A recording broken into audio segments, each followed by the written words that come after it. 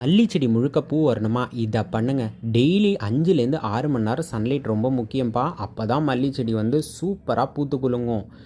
அடுத்து ஒரு முக்கியமான டிப் பார்த்திங்கன்னா, வாரம் ஒரு முறை மல்லி செடிக்கு கொடுக்க வேண்டிய உரம் என்னென்னா, இந்த வெர்மி கம்போஸ்ட்டோட நம்ம கொஞ்சமாக வேப்பம் புண்ணாக்கு எடுத்துக்கணும். இதோட பார்த்திங்கன்னா போன் மீல்னு சொல்லக்கூடிய எலும்புத்தூள் இதையும் எடுத்துக்கிட்டு இது எல்லாத்தையும் நல்லா கலந்துக்கோங்க. கலந்துட்டு செடியுடைய வேர் பகுதியில் மண்ணை கொஞ்சம் சுரண்டி விட்டுட்டு இந்த மாதிரி வேரில் போட்டுருங்க.